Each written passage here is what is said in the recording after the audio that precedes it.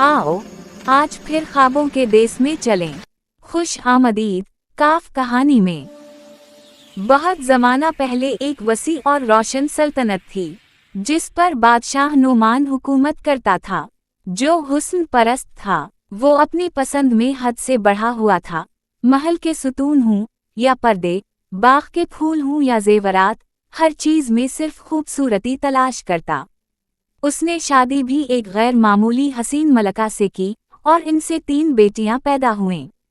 2 बेटियां नाज़नीन और माहरूख अपनी माँ की खूबसूरती लेकर आएं, चमकती आंखें, नाजुक नक्श, हर किसी के दिल में उतर जाने वाली सूरतें। बादशाह इन्हें देखकर फख्र से भर जाता। लेकिन जब तीसरी बेटी यास्मीन पैदा हुई, बादशाह का चेहरा बदल गया। वो अपने वालिदैन की खूबसूरती नहीं ले सकी। रंग सानुला, नक्श सादा, आवाज मध्यम। बादशाह ने उसे पैदा होते ही नापसंद कर लिया और दोनों बहनें भी इसका मजाक उड़ाती रहतीं। वो उसे कामों के पीछे दौड़ाती रहतीं, कभी पानी, कभी लकड़ी, कभी कपड़े। वो खामोशी से सब करती रहती, ना जवाब ना शिकायत। उसी दौरान सल्तनत में बगावत उठी। बादशाह नोमान के अपने वजीर ने फौज अपने हाथ में ले ली और तख्ता उलट दिया। बादशाह जान बचाकर तीनों बेटियों समेत महल से भागा और दूर एक जंगल में पनाह ली। वहां जिंदगी बदल गई। मगरूर बड़ी दोनों शहजादियां सारा दिन अपने नसीब को कोसती रहतीं, हाथ तक न हिलातीं। खाना कम हो तो गुस्सा करती, जगह तंग हो तो चीखती।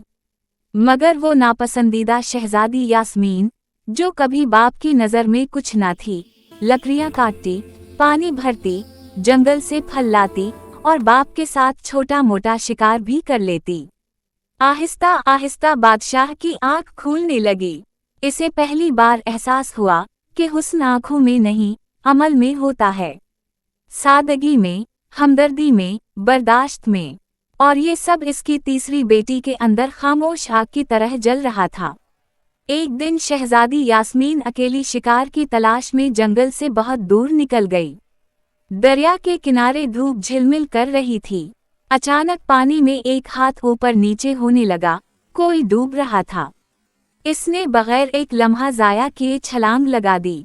जिस्म इसका अपने से बड़ा और भारी था, मगर वो किसी तरह उसे किनारे तक घसीट लाई।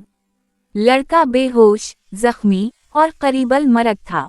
शहजादी यास्मीन ने अपनी शाल फाड़ कर उसके जख्म बांधे, उसे कंधे पर सहारा देकर अपनी झोंपड़ी तक ले आई।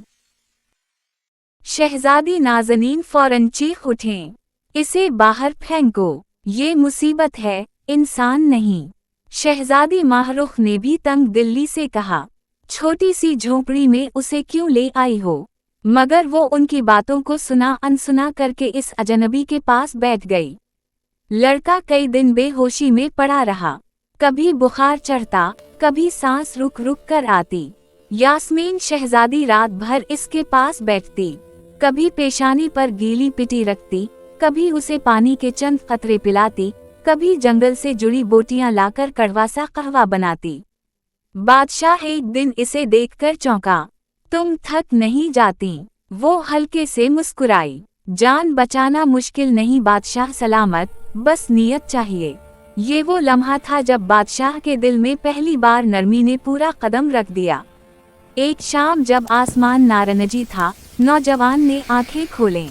सफर और जख्मों ने उसे तोड़ दिया था, मगर सामने बैठी इस लड़की की आंखों में अजीब सुकून था। कोई बनावट नहीं, कोई तवक्को नहीं। मैं कहाँ हूँ? इसने धीमी आवाज में पूछा। महफूज हो, शहजादी यास्मीन ने कहा। वो अक्सर झोंपड़ी के बाहर बैठकर लकड़ी काटती इस लड़की को देखता। इसकी सादगी में एक अलग ही शान थी। वो बोलती कम थी, मगर जब बोलती तो दिल पर निशान छोड़ जाती। एक दिन उसने पूछा, तुमने मुझे क्यों बचाया? वो हंस दी, बहुत धीमी, बहुत खालिस हंसी। हर जान कीमती होती है, और शायद रब ने मुझे तुम तक पहुंचाया था। इस जवाब में कोई बनावट नहीं थी, मगर इसकी सच्चाई शहजादे के दिल में तीर की तरह उतर गई। एक दिन नौजवान ने बादशाह से कहा, आप इस जंगल में अपनी 3 जवान बेटियों के साथ क्यों रहते हैं? यहाँ ना कोई आबादी है और ना कोई खाने पीने की अशिया। बादशाह ने आह भरी और उसे अपनी पूरी कहानी सुनाई। महल, बगावत, भागना, जंगल में पनाह। नौजवान खामोश रहा, मगर उसके चेहरे पर एक अजीब तासुर था, जैसे वो भी कोई गहरा राज छुपा रहा हो। जब वो मुकम्मल ठीक हो गया तो उसने बादशाह के सामने सर झुकाकर कहा, मैं भी एक बादशाह का बेटा हूँ, शहजादा शहूद। मेरे दुश्मनों ने मुझे मारने की कोशिश की और दरिया में फेंक दिया। मेरे वालिद को मेरे मरने की खबर पहुंच चुकी होगी। बादशाह और शहजादियां हैरान रह गए।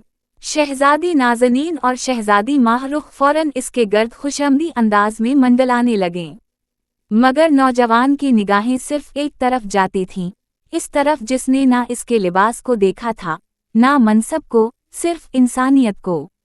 शहजादे ने फैसला किया कि वो सबको अपने मुल्क ले जाएगा। वो महीनों के सफर के बाद बिलाखिर शाही दरबार पहुंचे। जब बादशाह बुरहान ने शहजादा शहूद को जिंदा देखा तो पूरा महल जश्न में डूब गया। बादशाह रो पड़ा, उसे सीने से लगा लिया। फिर इसने अपने वालिद को सफ़ाक कद्दारों का नाम बताया।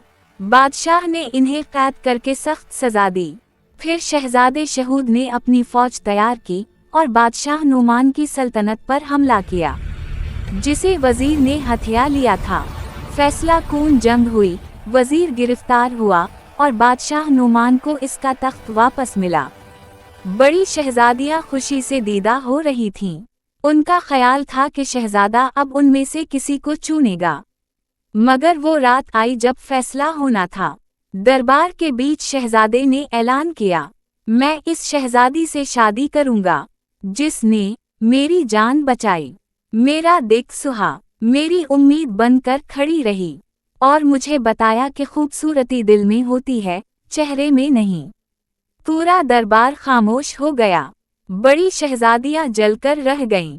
बादशाह की आंखों में शर्मिंदगी और फख्र दोनों थे, और वो लड़की जिसे सारी दुनिया बदसूरत कहकर मुस्तरद करती रही, अब एक नई सल्तनत की मलका बनने वाली थी।